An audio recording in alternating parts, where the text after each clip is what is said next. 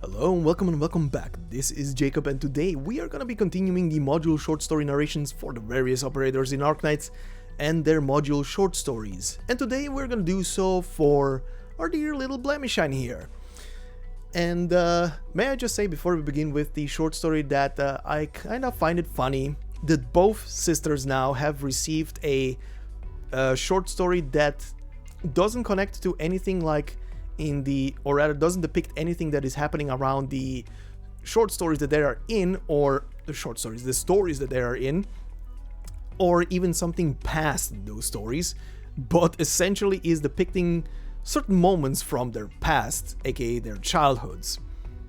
Very funny if you ask me, but I do love it. So anyway, let's go straight into the story. And then we're gonna see what the module brings to the table for the operator and what the upgrade paths are. But anyway, first off, the the art for the module. Well, that brings joy to my old crafter heart for any kind of JRPG. Looking at you, Final Fantasy XIV. But yeah, anvil, hammer, and a sword that just came out of the forge. Love it. But anyway, the module and the story are titled Echo of Craftsman's Guild, and it goes as follows. Truth be told, Cowell has a dream. He'd already made the kids come true. Once, Maria was viewing her ancestors' portraits by Margaret and Auntie Sophia's sides, listening to them tell legends of Casimirsian knights of old. She lifted her head and asked her sister, "Is the armor they wear the same as yours?" Margaret smiled and shook her head. Then Maria asked, "What about the sword?" Unable to hold back a laugh, Sophia decided they'd pay a visit to Cowell's night workshop while the weather was still good. That afternoon, Maria saw Master Cowell hard at work in his shop. He was always a friend to his friends, and on occasion boisterous too. If a knight's honor really be measured in a crown, then that crown's going to be made by the Craftsman's Guild, Cowell laughed as he picked Maria up. Maria didn't mind the smell of iron at all. She watched the delighted expressions flit across her sister and aunt's faces as they looked over the weapon, and her eyes shone brilliantly. Luckier still, she just so happened to be deft at the very thing she was interested in, which raised her spirits. "She's a jack of all trades, I tell you," Cowell said, wiping the foam from his mouth. "Say, remember when we were holding that lone city out on the plains? Remember all that work the old one-eyed boy from the blacksmiths got up to, and we thought he was just some nobody? If it weren't for him, we'd have caved before reinforcements arrived." "Of course I remember. How could I forget?" The old knight's face was aglow at the mention of tales of the past, and even his own drunkenness slipped his mind. But what are you saying? Maria could match that, no contest." Cowell would normally have fired a retort at his old friend out of habit, but as that stretch of the past washed over him, and he remembered the brothers-in-arms they'd lost, he fell quiet. His silence said enough, and V took a swig of his drink before lowering his voice. "What do you think of her, that Maria girl?" "Me?" Cowell came back to his senses, went briefly blank, then let out a huge grin. If Maria had been around back then, holding the city would have been nothing. Could have even counterattacked, and done it damned well. V said nothing, simply returned his own grin. For the banished Margaret came to mind. Maria had cried for days and nights, even wailing about how she'd go find her sister herself. It was Sophia who soothed her to sleep and kept her company at home. Cowell loathed himself for doing an awful job of protecting the Nurl family and was ashamed of what old man Kirill might have thought. All these years he'd hardly done any work himself. Rust, creeping across the surface of this radiant, beautiful city. Yet the old boys could hardly do a thing anymore. I'd give anything to hear those lively sounds of banging away again. We need that girl's hands, Cowell mumbles to himself. Too much to drink, methinks. No, like this, you see? Cowell sidesteps the question and gesticulates with his hands, as if he's holding a hammer, and the scene outside the tens of thousand miles of grassland lapping at the white clouds, and the lumber and the stones pile up high amidst these sounds of knocking, forming a grand castle. Clank, ringing through the air. And there we go. That would be the short story. Very nice little thing depicting of how Maria met Cowell, and the first moments she pretty much decided immediately right then and there that she would pick up blacksmithing. But yeah, let's go now into the nitty gritty of what this module does.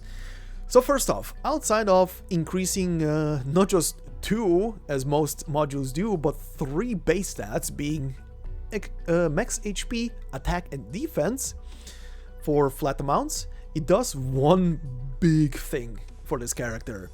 Considering she's a tank, this is amazing. Reduces damage taken by 15%. And yes, that reduces damage taken is not just physical damage or arts damage, it is also pure damage.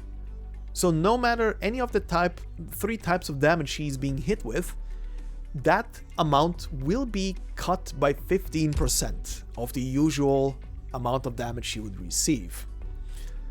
For a tank, that is huge. Considering also that she doesn't just have a decent amount of defense on her, and some of her skills are boosting that defense even higher, she also carries a nice little 10 resistance on top. So very, very nice. Makes her nice and tanky.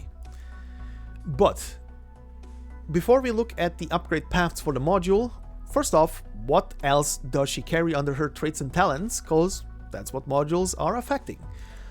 So the added, as I said, the added trait here is reduces damage taken by 15%, but her usual trait is can heal allies by using her skills, which is obvious because all 3 skills are essentially meant for healing.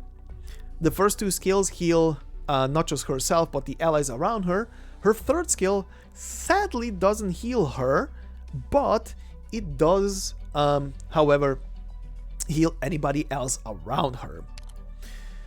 Furthermore, when it comes to her talents, the first talent is Knight of Sword and Shield. When deployed, allies that have a defensive recovery skill also gain 1 SP when attacking. So anybody who has any unit that has a SP recovery from getting hit, essentially, is getting 1 SP when they attack back. 1 SP extra, by the way. So that is quite a neat little battery, and that obviously affects Blemishine herself. And her 3 skills are very low maintenance or very low energy requirements, so she can really spam those skills when need be. Especially, and this is primarily why I personally use her mostly on her 3rd skill, even though she doesn't heal herself with it. Placing her in a line with where like most little critters keep coming at her. Yeah, she can hold that. She can hold that very well. But what makes her special outside of the healing is her second talent, and that is a very sus talent for someone who is being depicted and built up as a prim and proper knight, or rather is trying to be a prim and proper knight. The skill, or rather talent, is called Mercy, and says here Blemishine can attack and will prioritize sleeping enemies, increases her attack to 140% when attacking sleeping enemies. So, first off, why does a prim and proper knight need a skill that is essentially sounding more like it should be on a assassin? I don't know, but cool. But yes, this is essentially her bread and butter, why she can dish out such ridiculous amounts of damage. And yes, this can also be paired with her third skill. If you have someone alongside her who can put targets to sleep, even for brief moments, this will proc, because the target is asleep. It doesn't just mean that you need to use her skill to put enemies to sleep, even though her skill lasts for 10 seconds.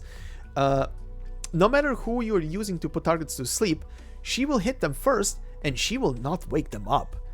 And, on top of it, she will do massive damage to them. So you have a you have a 140% boost to her attack from that alone. And then combine that with her skills, that is insane. But yes, this one only boosts her physical attack, just to make sure.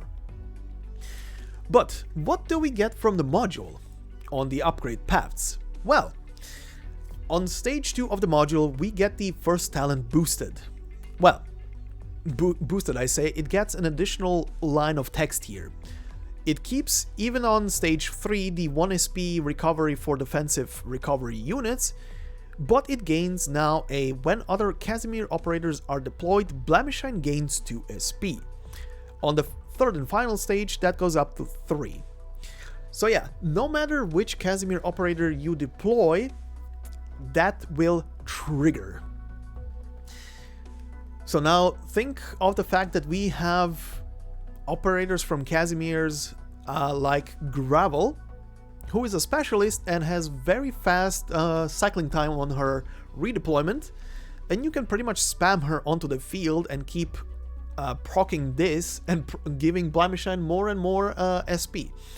Now, one thing I would like someone to clarify here for me if possible, considering the wiki has me a bit confused the way it is written there. Obviously this 1 SP up here, this first line of text, is meant for both Blemishine and anybody else with a defensive recovery skill, but this one, when other Casimir operators are being deployed, Blemishine gains 2 SP. Now I want someone to clarify if this is, like it says here, only meant for Blemishine, or if it actually affects other Casimir operators as well on top. Because then you could literally run a complete comp of Casimir operators and keep deploying them and just keep boosting everybody's SP up and fire off their skills way faster. Because I'm asking this because the wiki itself is a bit confusing, because the way it was written there, unless I'm misunderstanding it, it said that this affects all Casimir operators, but I think it's weirdly written and should be saying that the other way around, that all Casimir operators are giving her SP when deployed.